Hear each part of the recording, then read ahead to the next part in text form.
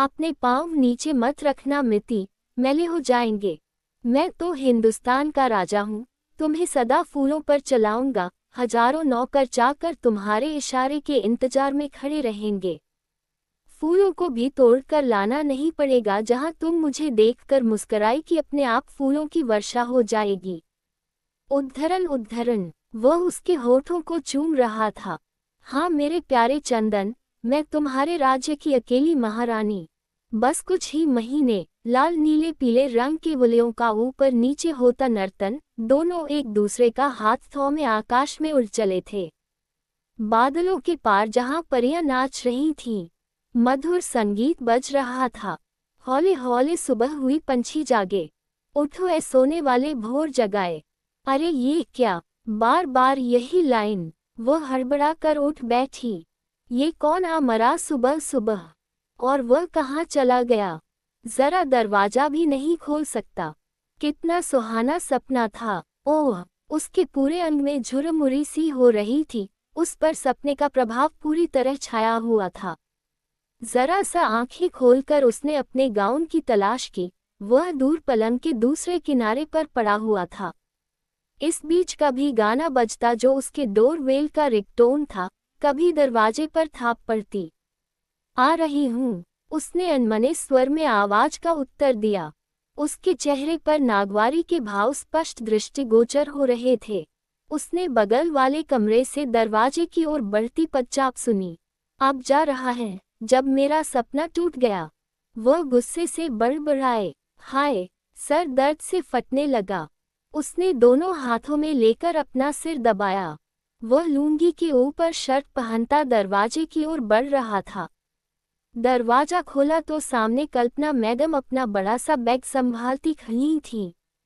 आइए आइए मैडम, आज सुबह सुबह कैसे आना हुआ? वह दरवाजे से हट गया था। सुबह ही है अभी तक, दोपहर के 1 बज रहे हैं। मैडम अंदर आकर सोफे पर बैठ चुकी थी। अच्छा हो उसी से बात करती रहे। नंबर 1 की माथा है डोकरी, सब बनावटी, बालों में एक भी बाल व्हाइट नहीं मिलेगा, लगता है हर हफ्ते पार्लर जाती है। दांत भी अवश्य नकली ही होंगे। साड़ी की कल्फ देखो, एकदम कड़क, अच्छी बनने लगी है दोनों की। अच्छा है बने, अपने को क्या, अपन तो बस दिन गिन रहे हैं। 18 साल इधर पूरे हुए उधर उड़। छू, उसने एक बेफिक्री की अंगड़ाई ली और मुंह धोने के लिए वॉशरूम चली गई। मिति नहीं देख रही है। उन्होंने उसके कमरे की ओर अपनी निगाहें घुमाई। उसका अभी उठने का टाइम कहाँ हुआ है? पूरी रात मोबाइल से लगी रहती है, जब नींद खुलती है तब सुबह होती है। आपकी आवाज सुनकर उठी है ऐसा लगता है। उसकी आवाज में वही तिरस्कार था जिसे सुनकर मिति का आधा खून जल जाया करता है। वह रात भर जागे या दिन भर सोए, किसी को क्या मतलब है? अपना दिन भर छछूंदर की तरह छुछुआता है तो कौन कहने जाता है? जिसे पाएगा बस उसकी ही शिकायत करेगा। गोबर जैसा मुंह बनाकर। उसकी तो तकदीर ही फूटी थी जो माँ चली गई उसे छोड़कर। इतनी स्वस्थ, इतनी सुंदर, देखकर कोई कह नहीं सकता था कि 50 के पेटे में है। वैसे ही सुव्यवस्थित रहन सहन, उनका सिंदूर टीका मलिन कभी नहीं देखा था मिति ने। पता नहीं कब उठती थी कब सोती थी। उनके रहते इसकी भी पहचान कहाँ हो पाई थी। वैसे ये पहले भी उसे घूर घूर कर देखता था। कहता भी था, मेरे भांजे को पाल क्या दी, तुम्हारा हक बन गया अपने मैके वालों को रखने का। इससे मेरा कोई खून का रिश्ता नहीं है, तुम लाद रही हो मुझ पर इसे। कहता तो सच ही है, इससे उसका खून का क्या कोई रिश्ता नहीं है। यह उसका मौसा लगता है तो क्या हुआ, इससे बड़ा दुश्मन कोई नहीं दुनिया में। एक तो उसके माँ बाप उस हिंसा के शिकार हो गए जिसकी किसी को उम्मीद भी नहीं थी। छोटे चाचा ने दिन दहाड़े घर में घुसकर खाना खाते पिताजी एवं गिलास में पानी ढालती माँ को गोलियों से भून डाला था। वह संभव के साथ पड़ोस में खेल रही थी। घटना की खबर सारे मोहल्ले में आग की तरह फैल गई। पड़ोसन ने उन्हें ऐसा छुपाया कि हत्यारा उन्हें ढूंढता ही रह गया। वह पूरा वंश नाश करके उनकी संपत्ति हड़पना चाहता था। बाद में जब वह कुछ दिनों के लिए जेल गया तब बड़ी मौसी उसे ले आए और छोटी संभव को ले गई। 3 साल छोटा है मिति से, अब तो वह भी बड़ा हो गया होगा। छोटी मौसी उसे अपने साथ जापान ले गई। आज तक दोबारा भाई बहन एक दूसरे से नहीं मिल सके, शायद इस डर से भी कि कहीं दुश्मन उसकी जान के पीछे न पड़ जाए। छोटी मौसी न स्वयं कभी देश लौटी न संभव को ही भेजा। वह अपने माता पिता के अंतिम दर्शन भी नहीं कर पाई थी। बहुत दिन तक तो लगता था सब झूठ कह रहे हैं वे हैं इस दुनिया में, लेकिन कब तक सच से आंखें मूंदे रहा जा सकता था। अरे कहाँ हो भाई मिति बिटिया, जल्दी से इधर आ जाओ, मैं तुम्हारी पसंद के दही बड़े बनाकर लाई हूँ। ये पहले पहले उसे ही मिली थी आनंद मेले में। उसने अपनी सहेलियों के साथ पॉपकॉर्न का स्टॉल लगाया था। वह मेले में किसी संस्था के बच्चों को लेकर आई थी। माँ के न रहने की बात जानकर एकदम से चिपक ही गई। आज तक कुंवारी घूम रही है, लगता है अभी तक इसकी तलाश जारी है अपने जीवन साथी की। ठाकुर साहब करती रहती है। देख ही रही है अच्छे पद पर काम कर रहा है, घर द्वार सब जमा जमाया है। आज भले ही बाप बेटी अपने अपने खाने का इंतजाम अपने हिसाब से करते हैं, घर में सब वस्तुएं बिखरी पड़ी हैं। संडे छोड़कर नौकरानी के लिए दरवाजा खोलने वाला कोई नहीं रहता था। इसने चिढ़कर उसे छुड़ा दिया था, वह जो नीलेश सिंह ठाकुर कहलाता है। हाँ, पूछे न ऊछे मैं दूल्हे की चाची, अब ये आ रही है माँ बनने। उसने घृणा से मुंह में भरा टूथपेस्ट थूक दिया। लगता है कुछ खिचड़ी विचड़ी पकने लगी है। अभी मात्र 3 महीने ही हुए हैं पहचान हुए और हर रविवार को आने लगी है किसी न किसी बहाने से। ये तो जब से बीवी मरी है एकदम से पागल हो गया है। 2-4 दिन वह स्कूल क्या नहीं गई, नाम ही कटवा दिया। 2 साल हुए माँ को गए, स्तन कैंसर से मरी थी। इलाज में तो कोई कमी नहीं किया था, इसने मुंबई ले लेकर जाया करता था। 2-3 बार ऑपरेशन हुआ, बड़े कष्ट से मुक्ति मिली थी उन्हें जीवन से। वह अपने दुख में ऐसा डूबा कि भूल ही गया मिति को। यूं कहे तो उसने उसे अपनी जिम्मेदारी समझा ही कब था, बस पल रही थी कुत्ते बिल्ली की तरह। माँ ही पेरेंट्स मीटिंग में जाती, रिपोर्ट कार्ड साइन करती, ट्यूशन छोड़ने जाती, स्कूल के लिए तैयार करती। ये तो अक्सर लड़ा करता था, मेरे भांजे ने तेरे ही कारण घर छोड़ा है। तू यदि उसे माँ का प्यार देती तो क्या कारण था कि शादी होते ही एकदम बेगाना हो गया। वह रोती थी, बस मेरी यही गलती है कि मैंने बांझ होने के बाद भी माँ बनने की कोशिश की। अपनी नंद के बेटे को माँ बनकर पाला, जब वह बीमारी से हार गई मनस के पापा अपने को संभाल नहीं सके। 2 माह बाद ही मनस को अकेला छोड़ गए, तब मैंने उसे गले से लगा कर पाला। अब जब मेरी बहन के साथ इतना बुरा घट गया तो क्या उसके बच्चों को सहारा देना हमारा मानवीय कर्तव्य नहीं है? हमारा मन भी लगा रहता है। अरे मिति बेटी कितनी देर लगाती फ्रेश होने में, वह आवाज दे रही थी। आप लोग लीजिए ना आंटी, मैं आ रही हूँ। उसकी नज़र चाय के बर्तन पर पड़ी, न जाने कब से गंदा जमा पड़ा था। अपने रहो तो धो धा कर बना लेते हैं, अब ये देखेगी तो अच्छा नहीं लगेगा। लोगों को न जाने कितना शौक होता दूसरों के जीवन में झांकने का। कैसे मानजू, माँ ने तो कभी कुछ करने ही नहीं दिया। बीमार रहती थी फिर भी उसे खेलने कूदने पढ़ने लिखने का बराबर अवसर दिया करती थी। तू पढ़ लिख ले, जो कुछ सीखना हो सीख ले, घर के काम तो जीवन भर करने हैं, वो सब तो मैं तुझे 1 महीने में सिखा दूंगी। चली गई माँ, अब तो उसकी मिति के समान बुरा कोई रह ही नहीं गया संसार में। उसकी आंखें भर आई अपने पुराने दिन याद करके। अरे तुम चाय के बर्तन मांज लाए। वह किचन तक आ गई थी। उसके हाथ में पेपर प्लेट थी जिसमें उसने दही बड़े रखे हुए थी। पेपर प्लेट वह अपने साथ ही लेकर आई थी, पहली बार नहीं आई थी इस घर में। ठीक है न आंटी, आप बैठिए न। उसकी निगाहें संकोच से झुकी हुई थी, यदि वह चाहती तो इधर उधर फैली अपनी किताबों, कपड़ों और बर्तनों को उनके स्थान पर रख सकती थी।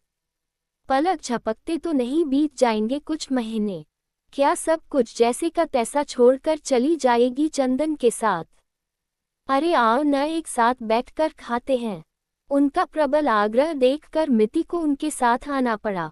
लीजिए न आप भी, मिति ने झुकी निगाहों से कल्पना आंटी को देखते हुए आग्रह किया।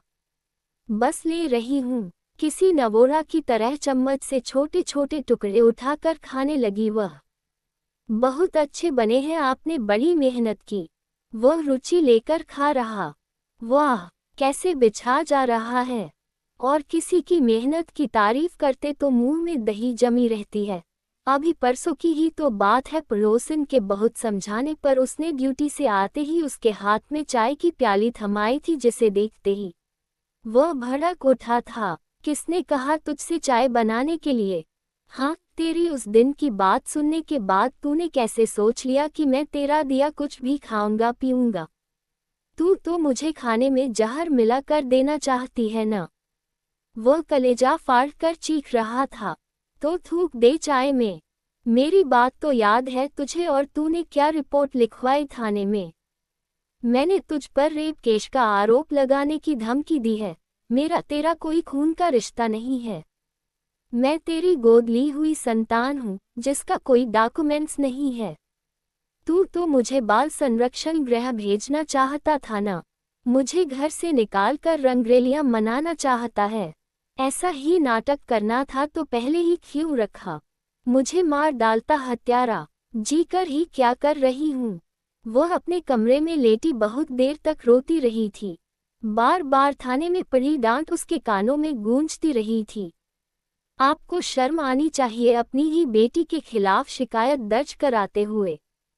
इसने यदि झूठी रिपोर्ट कर दी तब भी आप लंबे से नप जाएंगे। यदि किसी भी प्रकार की प्रताड़ना की शिकायत मिली तो आप पर विभागीय व्यक्ति होने के नाते भी कोई रियायत नहीं की जा सकेगी। उसके चेहरे पर जैसे 12 बज रहे थे। उसके सड़ियल स्वभाव से सब पूर्व परिचित थे। जहां भी रहा अपने नीचे वालों का जीना हराम किए रखा। पुलिस वाले 24 घंटे के नौकर हैं, लगातार काम करते रहो। दारू गांजे से कमाई मत करो। बताए कोई इनसे कि पुलिस वालों के घर द्वार नहीं होते क्या? क्या समाज में सिर उठाकर जीने का उनका हक नहीं है? क्या पुलिस के छोटे से वेतन में बच्चों को ऊंची शिक्षा दिलाई जा सकती है? ये तो साफ साजिश है सिपाही का बेटा सिपाही और अफसर का बेटा अफसर बनाने की। इसीलिए तो भगवान ने संतान का मुख नहीं दिखाया। एक को पाला भी था तो लात मार कर रफूचक्कर हो गया। अब आया है पंजे में। उसने सुना था ड्यूटी वाले आपस में बातें कर रहे थे। उसे एक अनजानी पीड़ा ने अपनी गिरफ्त में ले लिया था। हाँ, उसके थाने जाने का लाभ उसे इस प्रकार मिला कि तब से उसने उसके खाने पीने के लिए या मोबाइल के लिए खर्चा देने मने आनाकानी नहीं की। बस बाहर निकलने से मना कर दिया। नंबर 1 का शक्की है, उसे लगता है अड़ोस पड़ोस वाले मिति को बिगाड़ देंगे। अब कुछ बोलता भी नहीं। मत बोले, यहाँ किसे गरज पड़ी है ऐसे कूर्मगज से बात करने की। रहा समय कटने का सवाल तो वह फेसबुक पर बड़े आराम से कट जाता है। कभी यूट्यूब ख्याल लो तो जो चाहो वो देखो। हाँ, परेशानी हो जाती है कभी कभी एडल्ट वीडियोस देखकर, तब के लिए नींद की गोलियों का इंतजाम रखना पड़ता है उसे। आप बैठिए, मैं ज़रा एक पैकेट दूध लेकर आता हूँ चाय के लिए। वह अपने कपड़े से पैसे निकाल रहा था। अजी, आप कहाँ जा रहे हैं? हमारी मिति बेटी ले आएगी। उसने अपने बैग से निकाल कर 100 रुपये का एक नोट मिति की ओर बढ़ा दिया। कोई नई बात नहीं है, जब आती है कुछ न कुछ घटा ही रहता है। वह इतनी भी नासमझ नहीं है, अपने बीच से उसे हटाने का बहाना है सब। उसे क्या अच्छा ही है, अवसर का लाभ उठाकर वह भी चंदन को बुला लेती है मिलने के लिए। आज तो वह शहर से बाहर है। ऊब मिटाने के लिए उसने एक अंगड़ाई ली और दरवाजा उड़काते हुए बाहर निकल गई। डेयरी घर से लगभग 500 मीटर की दूरी पर थी। वह आराम से गई आई, आसपास के घरों पर काम करते मजदूरों पर नजर डालती। 2 बजे की धूप उसके दाएं अंग को तपा रही थी। नवंबर के शुरुआती दिन थे, किंतु ठंड अभी विधिवत प्रारंभ नहीं हुई थी। उसने सुना है मौसम चक्र बदल रहा है।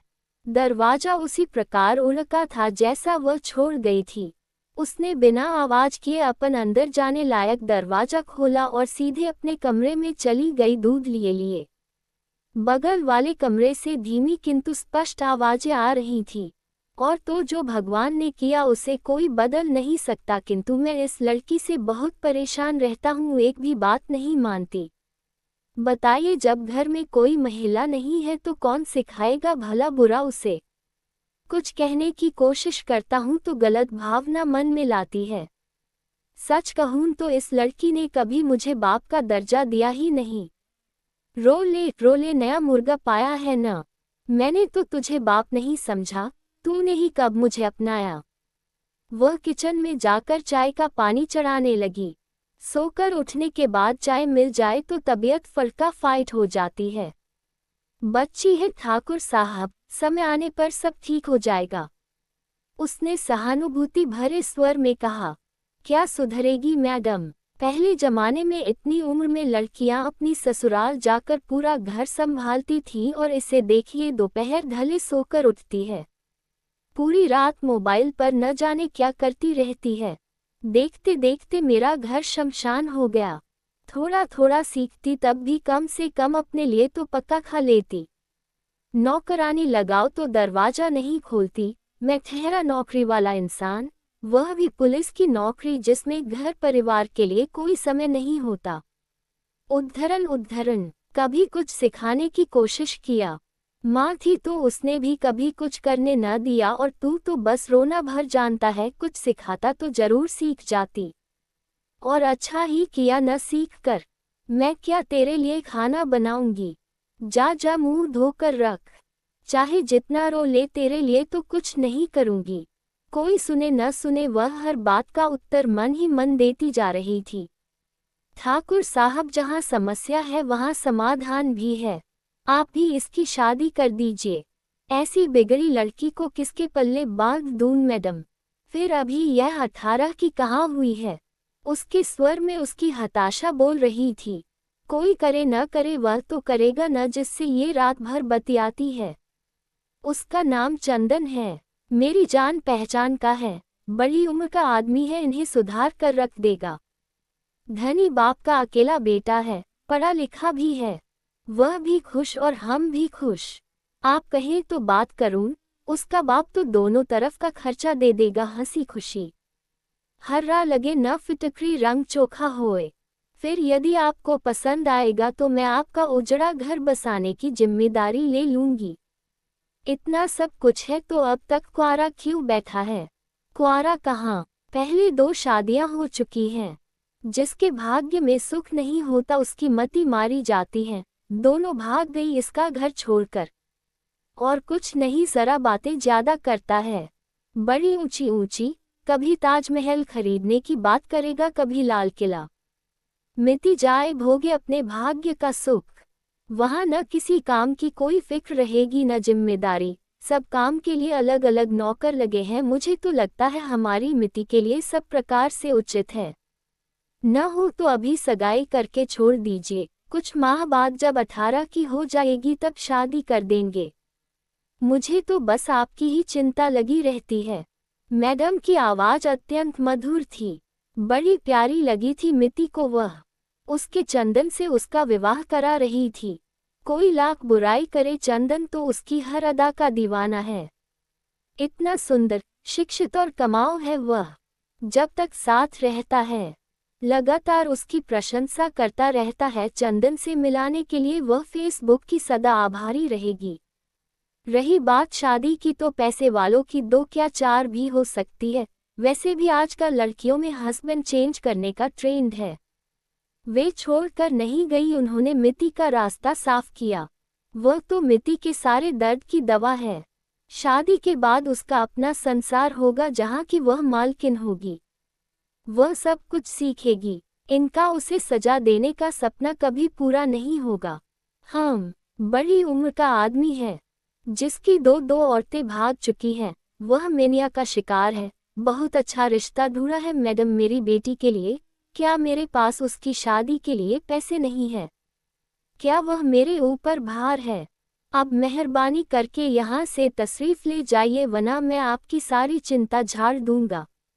उस अधेड़ उम्र के पागल से अपनी बेटी ब्याहने से अच्छा तो मैं उसे किसी कुएं में धकेल दूंगा। जाइए, दफा हो जाइए। उसकी चिल्लाहट से पूरा घर झन्ना उठा। उसकी तेज आवाज में धीरे धीरे एक कंपन शामिल होते अनुभव किया मिति ने। हाय चंदन, पागल है। कितना बड़ा धोखा हुआ उसके साथ। सोच लीजिए, अच्छी प्रकार आपकी बददिमाग बेटी के लिए इतना अच्छा रिश्ता फिर नहीं मिलेगा। फिर आपके साथ इस उम्र में कौन घर बसाने आएगा? वह इस अप्रत्याशित व्यवहार से सख्ते में आ गई थी। अरे भाड़ में जाए ये रिश्ता और चूल्हे में जाओ तुम। जल्दी भागती हो या उठा उन पुलिसिया जूता। वह बल भर चीखा। दुम दबा कर भाग रही थी वह। कहानी पढ़ने के लिए हमें सब्सक्राइब करें। Kanpur story dairy. Thanks for watching.